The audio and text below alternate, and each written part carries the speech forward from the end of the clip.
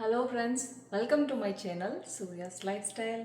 இன்றைக்கி நம்ம கிட்ஸை எப்படி என்கேஜாக வச்சுக்கலாம் வித்தவுட் கேஜெட்ஸ், இந்த மாதிரி கேஜெட்ஸ் இல்லாமல் எப்படி என்டர்டைன் பண்ணலான்னு நம்ம பார்க்கலாம். பசங்களுக்கு சம்மர் லீவ் விட்டாச்சு, என்ன பண்ணுறதுன்னு தெரியாமல் இருக்கு. இந்த வீடியோவில் அபோவ் 4 இயர் ஓல்டுக்கான ஆக்டிவிட்டீஸ் தான் நான் ஷேர் பண்ணியிருக்கேன். கண்டிப்பாக முழுசாக பாருங்கள், உங்களுக்கு ஹெல்ப்ஃபுல்லாக இருக்கும்னு நினைக்கிறேன். பிலோ 4 இயர் ஓல்டு ஆக்டிவிட்டி வேணும்னா சொல்லுங்கள், நான் அதையும் கலெக்ஷன்ஸ் எடுத்து நான் அப்லோட். குழந்தைங்க நம்மக்கிட்ட எதிர்பார்க்குறது ஒன்று தாங்க, நம்ம கொடுக்குற டைம் தான் அவங்க கூட. ஸோ இந்த மாதிரி சின்ன சின்ன கிராஃப்ட் ஒர்க்கு அந்த மாதிரி பண்ணி குழந்தைங்க வீட்டில் அம்மா அப்பாவை பார்த்து தாங்க வளர்றாங்க. நாம் என்ன பண்ணுறோமோ அதை தான் அவங்க. நாம ஒரு பக்கம் கையில் மொபைலை வச்சுக்கிட்டு பார்த்துக்கிட்டே இருந்தால் அவங்க கண்டிப்பாக அவங்களும் டேப் அதை மாதிரிலாம் கேட்க தாங்க செய்வாங்க. நாங்கள் காரில் ட்ராவல் பண்ணுற டைமில் கூட நான் எந்த விதமான மொபைலும் ஐபேடோ கொடுப்பேன். நிறைய கேம் விளையாடுவோம். லைக் ஒரு லெட்டர் சொல்லி அதில் நிறைய வேர்ட்ஸ் மேக் பண்ணு அப்படின்னு சொல்கிறது, ஒரு வேர்ட் சொல்லி அதில் ஏதாவது ஒரு சாங் பாடுன்னு சொல்கிறது, ஜென்ரல் நாலேஜ் கொஸ்டின் அந்த மாதிரி கூட நம்ம கேட்கலாம். 87 + 10 மேத் கொஸ்டின் அந்த மாதிரி கூட கேட்கலாம். Good job. நான் இப்போ ஒரு வேர்ட் சொல்லுவேன், அதுல இருந்து நீ பாட்டு பாடணும். பாடுறா பாட்டு. முட்டை. பாடு பாடு. ஏய், அடுத்த லைன் தெரியல, அப்புறட்டா கட் பண்ணு. இந்த மாதிரி நம்ம கேம்ஸ் விளையாடுறதுனால ஃபன்னாவும் இருக்கும், அவங்க நாலேஜும் இம்ப்ரூவ் ஆகும். ஏரோப்ளேன், ஆம்புலன்ஸ், டிராவலிங் டைம்னா என் பாப்பாவுக்கு ரொம்ப பிடிக்கும். நாம இந்த மாதிரி கேம் விளையாடலாம்னு சொல்லிக்கிட்டே இருப்பாங்க, அவ்வளோ ஹாப்பியாக இருப்பாங்க. குழந்தைங்களோட உலகம் ரொம்ப சும்மா. அதை டிவிலையும் மொபைல்லையும் போட்டு அடைச்சோம் அப்படின்னா அவங்க எக்ஸ்ப்ளோர் பண்ணுறதையே மறந்துடுவாங்க. மொபைலோ டேபோ ஐபேடோ அது எல்லாமே அடிக்டிவ் ஆகிடுச்சுங்க. இப்போ நான் நிறைய பசங்களை பார்க்குறேன், அது கொடுக்கலன்னா திட்டுறாங்க, அலறாங்க, கத்துறாங்க, அந்த மாதிரிலாம் நடக்குது. மொபைல் யூஸ் பண்ணுறதுனால அவங்களோட கேரக்டரே மாறிடுது, அவங்களுடைய பிஹேவியர் மாறிடுது, கோவப்படுறாங்க, இந்த மாதிரிலாம் நிறைய ஆகுது. ஸோ இதையெல்லாம் நம்ம தவிர்க்கணும்னா கண்டிப்பாக நம்ம குழந்தைங்க கூட நம்ம டைம் ஸ்பெண்ட் பண்ணி தான். அதான் பார்த்துக்கிட்டிங்கன்னா போர்ட் கேம்ஸ் தான். இது கண்டிப்பாக நம்ம 2 பேர் 3 பேர் இந்த மாதிரி விளையாடுற மாதிரி தான் இருக்கும். இது பார்த்துக்கிட்டிங்கன்னா மெமரி செஸ்ன்னு சொல்லிட்டு ஒரு கேம், நம்ம இந்தியாவிலேருந்து தான் இதை நான் இங்கே வாங்க. ஆப்போனண்ட் எடுக்கிற கலர்ஸ்லாம் ஞாபகம் வச்சுக்கிட்டு நம்ம திரும்ப அதே இடத்துல இருந்து நம்ம எடுக்கிற மாதிரியான ஒரு மெமரி கேம். எவ்வளவோ நம்ம டாய்ஸ்க்கு ஸ்பெண்ட் பண்ணுறோம், இந்த மாதிரியான கேம்ஸ்க்கெல்லாம் நம்ம கண்டிப்பாக ஸ்பெண்ட் பண்ணலாம்.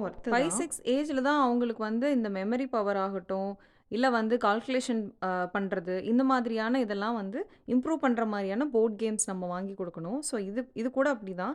அடிஷன், அதாவது எஜுகேஷன் சம்மந்தப்பட்டது மட்டும் இல்லை, எமோஷனல் கண்ட்ரோல் பண்ணிக்கணும் அப்படின்ற எமோஷனல் கண்ட்ரோலாகவும் இருக்கும். தோற்று போயிட்டா நிறைய குழந்தைங்க அலறதை பார்த்து திரும்ப திரும்ப இந்த மாதிரியான கேம்ஸ் எல்லாம் விளையாடும் போது இட்ஸ் ஓகே, தோத்தாலும் நம்ம நெக்ஸ்ட் டைம் பார்த்துக்கலாம், இல்லை நெக்ஸ்ட் டைம் கரெக்ட் பண்ணிக்கலாம் அப்படின்ற எமோஷனல் கண்ட்ரோலும் உங்களுக்கு இருக்கணும்.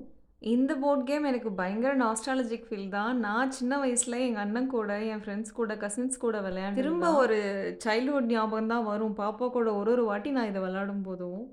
இப்போ நம்ம என்னதான் மோனோபாலி விளையாண்டாலும் பிஸ்னஸ் கேமுக்கு ஈடாகாது.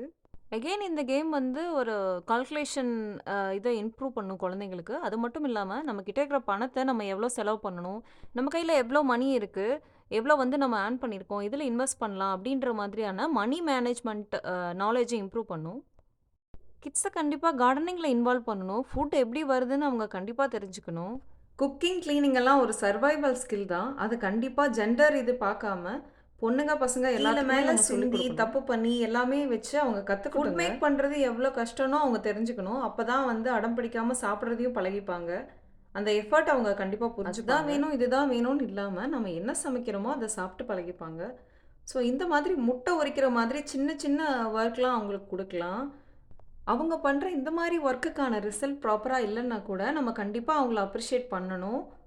முட்டை உரிக்கிறது, புதினா பறித்து கொடுக்கறது, பட்டாணி உரிச்சு கொடுக்கறது, பூண்டெல்லாம் உரிச்சு கொடுக்கறது, இந்த மாதிரி சின்ன சின்ன வேலைகள் நம்ம அவங்களுக்கு கொடுக்கலாம்.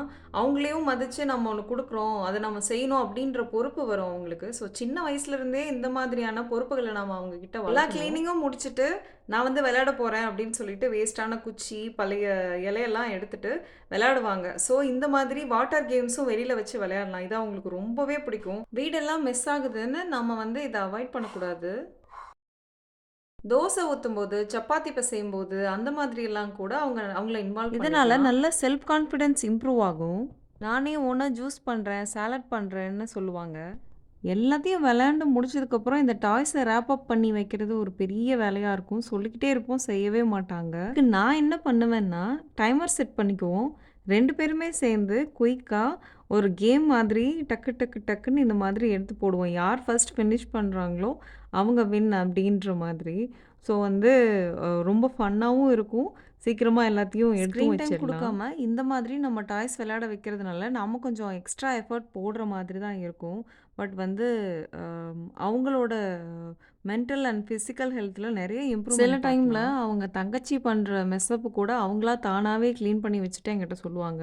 ஸோ இந்த மாதிரியான குட் ஹேபிட்ஸை நெக்ஸ்ட் வளர்த்துக்கலாம். பார்த்துக்கிட்டிங்கன்னா ஆக்டிவிட்டி புக் தான். இந்த மாதிரி ஆக்டிவிட்டி புக்ஸ் நிறையாவே ஆன்லைனில் கிடைக்குதுங்க. இது நான் இந்தியாவிலேருந்து ஆன்லைனில் இந்த புக் பண்ணி மாதிரியான வாங்கிட்டு வந்தது ஆக்டிவிட்டி தான். புக்ஸ் மல்டி பர்பஸாக ஒர்க் ஆகும். ரீடிங் ஹேபிட்ஸை இம்ப்ரூவ் பண்ணும். ரீட் பண்ண பழகிப்பாங்க. அதே நேரத்தில் நிறைய நாலேஜும் இம்ப்ரூவ் ஆகும். பார்த்தீங்கன்னா கால்குலேஷன் ஆகட்டும், இல்லை ஜென்ரல் நாலேஜ் ஆகட்டும், இந்த மாதிரி தேவைப்பட்டால் வந்து கமெண்ட் improve பண்ணுங்கள். பண்ணிப்பாங்க. நான் டிஸ்கிரிப்ஷனில் லிங்க் கொடுக்குறேன். ஏஜ் வைஸ் இந்த புக் Drawing, வாங்கிக்கலாம். கலரிங் மாதிரி ஆர்ட் ஒர்க்கில் இன்ட்ரெஸ்ட் இருக்கிற பசங்களுக்கு வீட்டில் இருக்கிற ஏதாவது ஒரு பொருளை காட்டி அதை ட்ரா பண்ணுங்க அப்படின்னு சொல்லலாம். அப்படி அவள் ட்ரா பண்ணது தான் பைனாப்பிளும் வாட்டர்மெலனும் தான் ட்ரா பண்ணியிருக்காங்க. இந்த மாதிரி ஷீட்ஸ் நம்ம ப்ரௌஸ் பண்ணி பிரிண்ட் அவுட் எடுத்து வச்சுக்கலாம். பேப்பரை கட் பண்ணி பேஸ்ட் பண்ணுறதும் அவங்களுக்கு இன்ட்ரெஸ்டிங்கான இப்போ தான் பசங்க ரீடிங் கற்றுக்குறாங்க, இங்கிலீஷ் படிக்க கற்றுக்குறாங்கன்னா இந்த புக் நல்லாவே ஹெல்ப் ஆகும். சின்ன சின்ன வேர்ட்ஸ், சிம்பிள் வேர்ட்ஸ் தான் இருக்கும். பட் ஈஸியாக படிச்சுக்கிற மாதிரி இருக்கும்.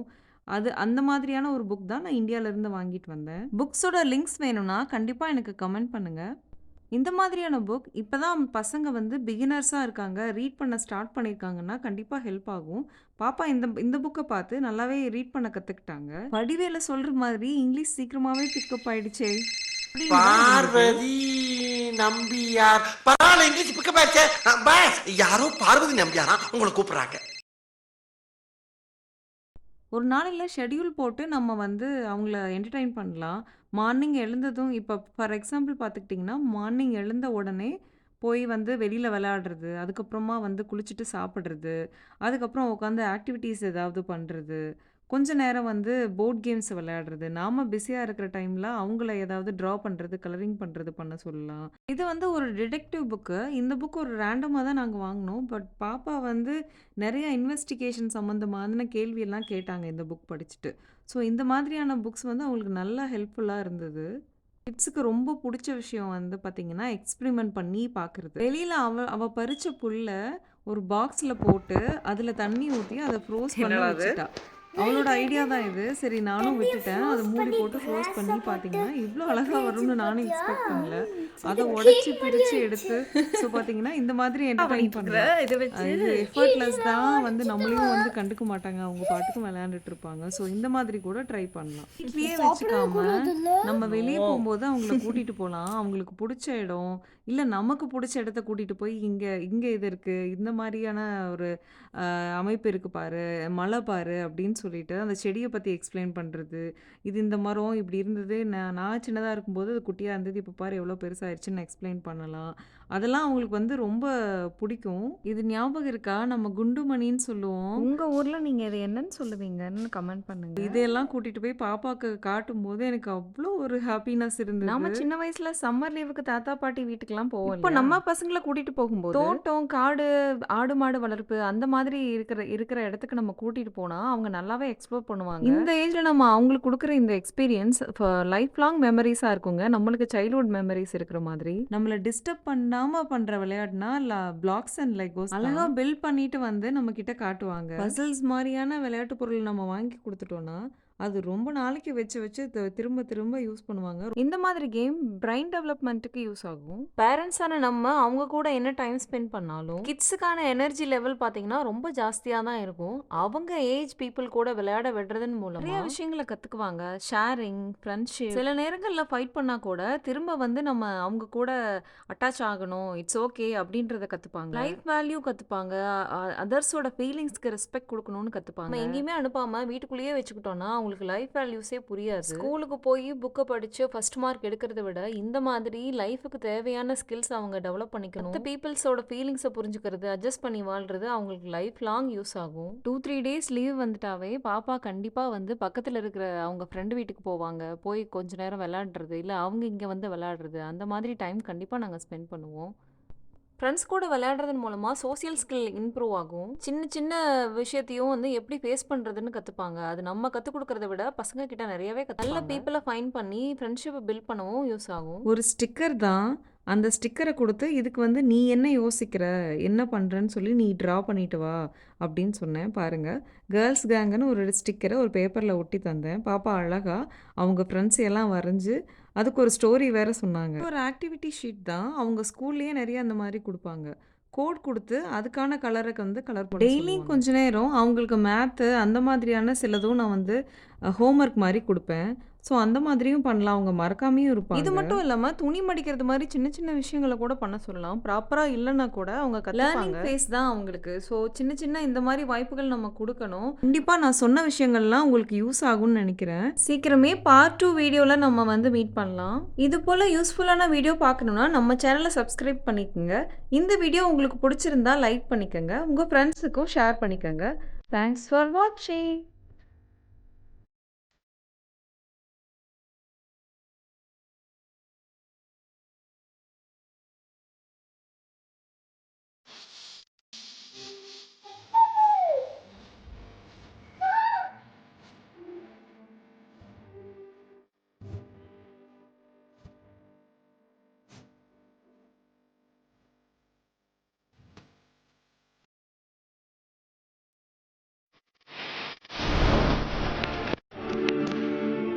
Audio